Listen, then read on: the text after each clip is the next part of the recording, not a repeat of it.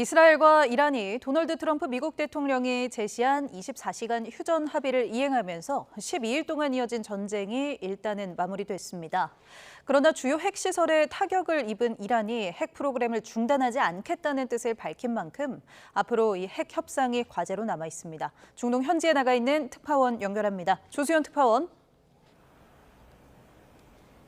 네, 요르단 암만입니다. 네, 현재 분위기는 어떻습니까? 네, 도널드 트럼프 미국 대통령이 제시한 시간표에 따라 이제 종전이 이루어진 지 6시간 정도가 됐는데요.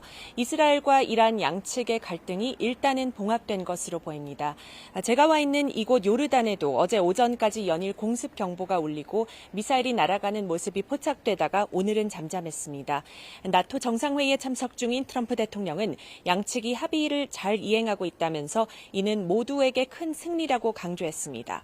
앞서 휴전이 발효되기 전 양측은 막판까지 공습을 주고받는 최종 군사작전을 펼쳐 양측에서 사상자가 속출했습니다. 이란의 12시간 휴전에 이은 이스라엘의 12시간 휴전, 이 단계적 휴전이 시작된 뒤에도 양측은 소규모 공격을 주고받았는데요. 트럼프 대통령이 양국의 휴전을 거듭 압박하고 특히 이스라엘에 추가 공격을 하지 말라고 하면서 큰 충돌 없이 휴전이 마무리되고 12일 동안 이어진 전쟁도 끝난 모양새입니다. 이스라엘과 이란은 각자 이번 전쟁의 승리자라고 앞다퉈서 주장했는데 전쟁 이후 자국 내 여론 관리에 들어간 것으로 풀이됩니다. 이스라엘은 민간인 이동과 경제 활동 등 전시 제한 조치를 대부분 해제했고 공항 운영도 전면 재개했습니다. 갈등이 일단 봉합은 됐지만 이란 핵 문제가 여전히 해결되지 않은 과제로 남아 있는 거죠?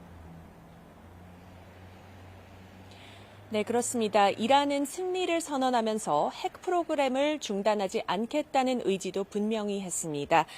마수드 페제시키안 이란 대통령은 핵무기를 개발하지는 않겠지만 정당한 권리는 계속 지켜나가겠다고 강조했습니다.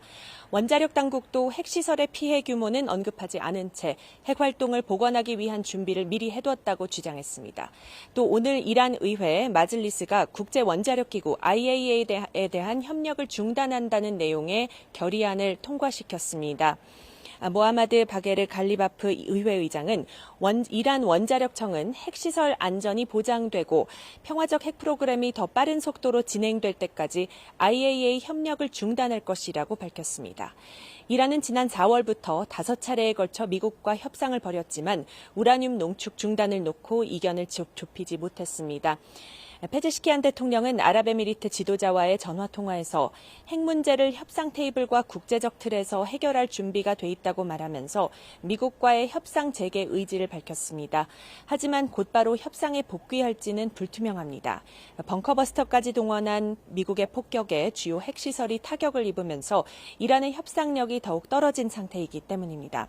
이런 가운데 트럼프 대통령은 이란의 우라늄 농축 계획에 대한 취재진의 질문에 군사적으로 그것을 허용하지 않을 것이라고 언급했는데 앞으로 미국과 이란의 핵 협상 향방이 주목되고 있습니다.